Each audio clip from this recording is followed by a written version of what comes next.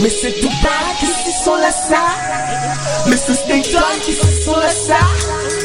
Mr. Westell qui take the mic again. Oh, bien loué Jésus, merci copain. Praise the name of Jesus. Qui sont tous les style, c'est Caribbean. Et nous faisons la nouvelle.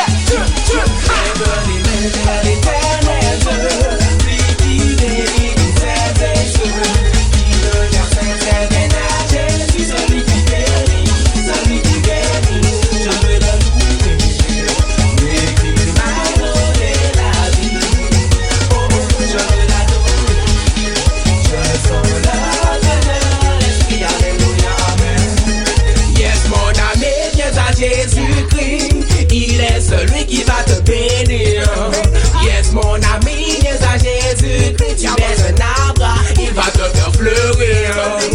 Dès aujourd'hui, viens à Jésus-Christ, celui qui bénit, mon ami. Je te le dis, viens à lui, viens à lui. Il est celui qui va te bénir. Tous les jours, il va te bénir. Oh, lève les mains, my friend. Check the mic again.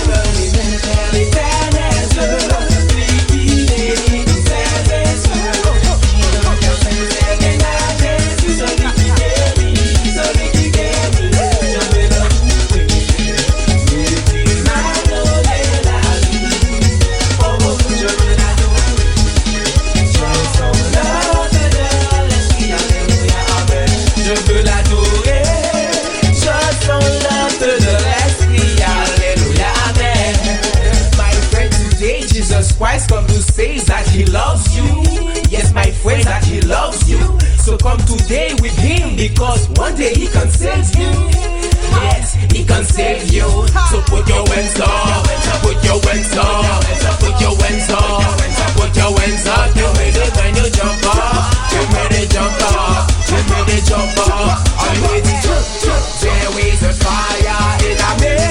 I will let it burn. I will let it burn.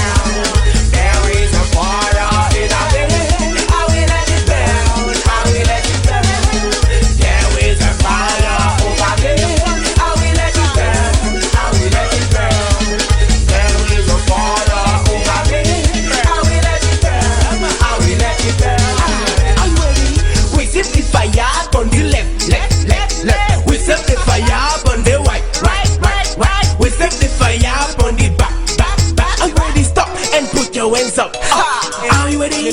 Today we're gonna praise Jesus, my friend. We all walking in his way. Today we're gonna praise Jesus Christ. We all are walking in his way. So put your hands up, put your hands up, put your hands up, put your hands up. When you jump up, ready jump up, ready jump up. Are you ready? Jump, jump.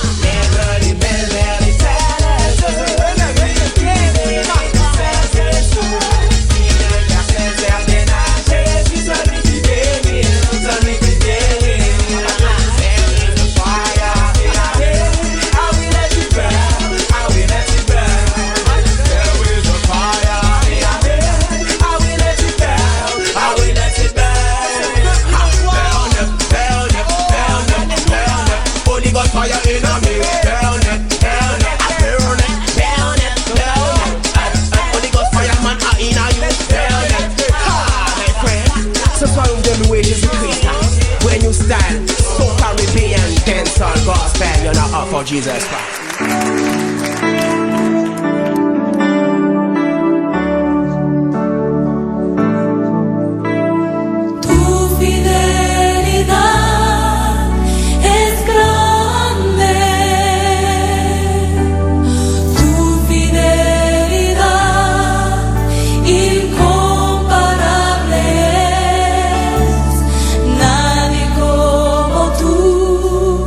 Bendito Dios.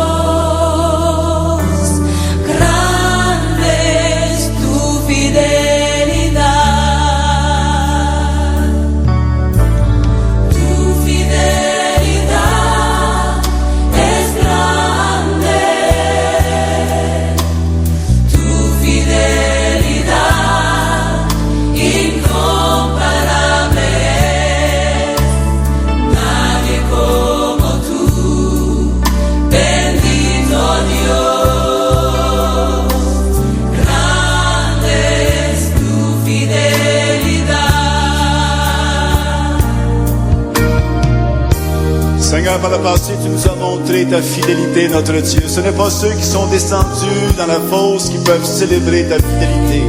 Mais nous, les vivants, Seigneur, nous voulons raconter tes bienfaits, Seigneur, et comment tu as été fidèle, Seigneur, notre Dieu. Depuis le jour où tu nous as appelés, Seigneur, et que tu as fait ta demeure en nous, Seigneur, jamais tu nous as délaissés, Seigneur. Et toujours, tu as été présent dans nos vies, Seigneur. Dans la détresse, tu as montré ta tendresse. Dans l'oubli, tu t'es montré pour nous un ami. Dans l'abandon, tu as été notre consolation. Dans la frayeur, tu t'es montré plus que vainqueur. Dans la faiblesse, tu as tenu tes promesses. Et dans le désespoir, tu as été notre seul espoir. Dans la solitude, tu as été notre plénitude. Et même dans le néant, Seigneur, notre Dieu, tu as été pour nous présent. Rien n'est comparable à toi et à ta fidélité. Et c'est pourquoi ce soir, nous voulons chanter, Seigneur, et célébrer ta grande fidélité. Alléluia, alléluia, alléluia. Ta fidélité est grande. Ta fidélité est incomparable. Nul n'est comme toi, mon Seigneur. Grande est ta fidélité. Ta fidélité est grande. Ta fidélité est incomparable. Nul n'est comme toi, mon Seigneur. Grande est ta fidélité.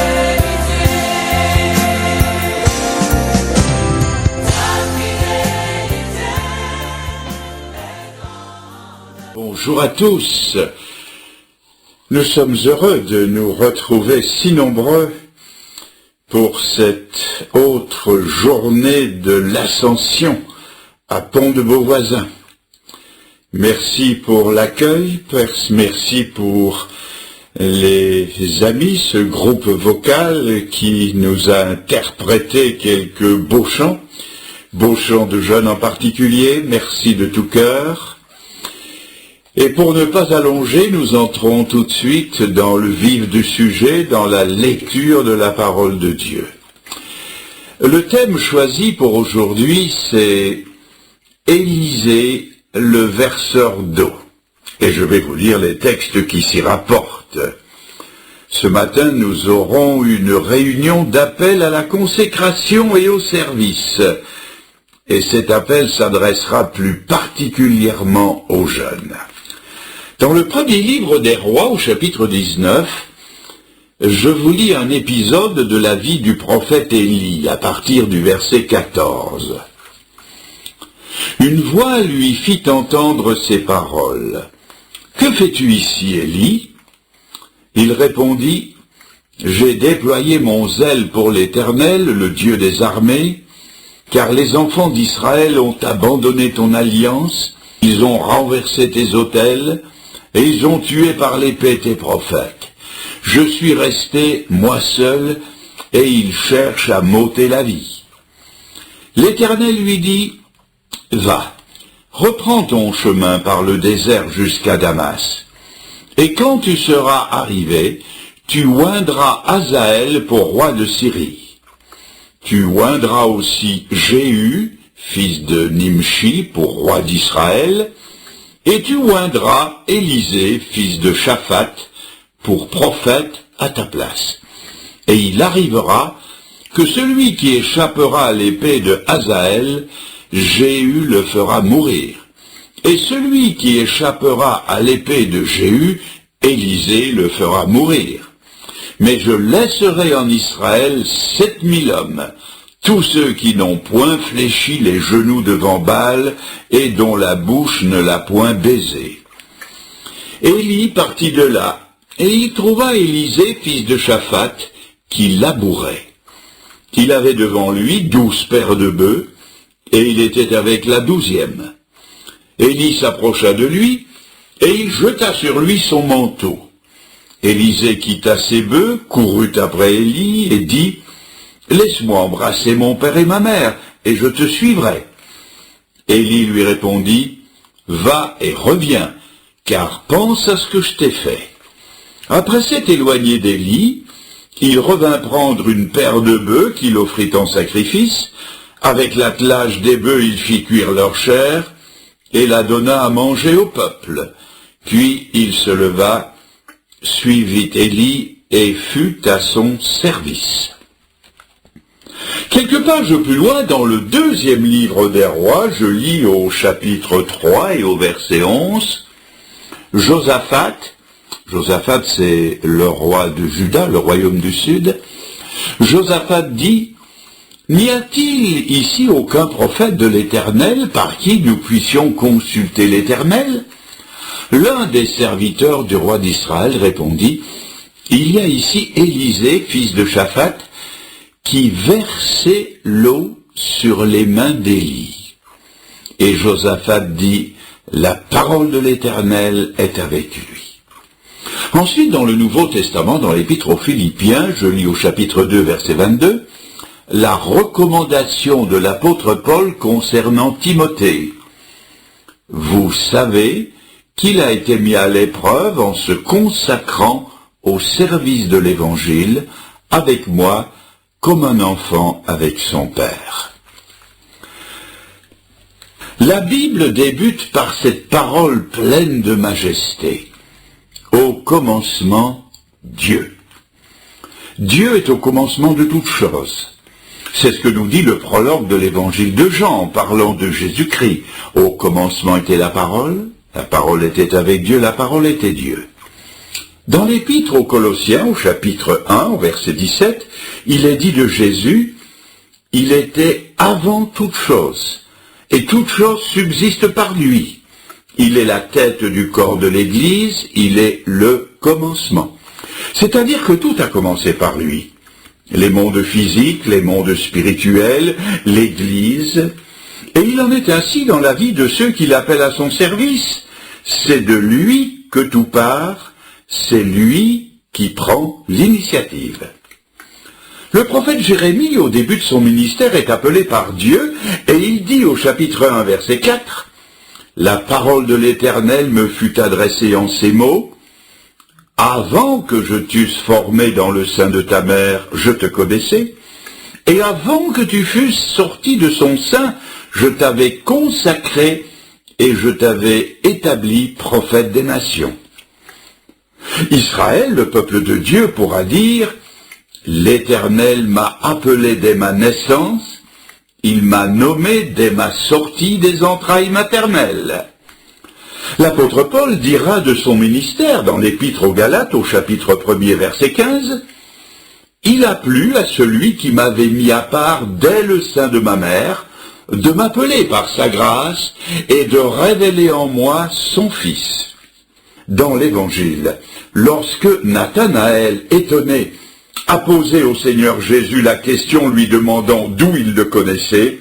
Jésus a répondu « Avant que Philippe t'appelât, je t'avais vu sous le figuier, je te connaissais. » Dans le récit que nous avons lu dans le livre des rois, c'est la même vérité qui ressort. C'est Dieu qui prend l'initiative de l'appel d'Élisée. Il envoie le prophète Élie et il lui dit « Tu oindras Élisée comme prophète à ta place. » Au commencement de tout appel, de tout service, de toute vocation, il y a l'appel de Dieu.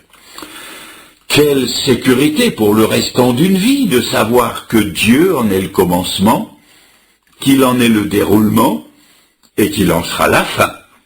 C'est vrai pour chacun de nous, car dans l'Épître aux Éphésiens, au chapitre 2, versets 8 et 9, il est écrit que nous sommes son ouvrage, nous avons été créés en Jésus-Christ pour des bonnes œuvres qu'il a préparées d'avance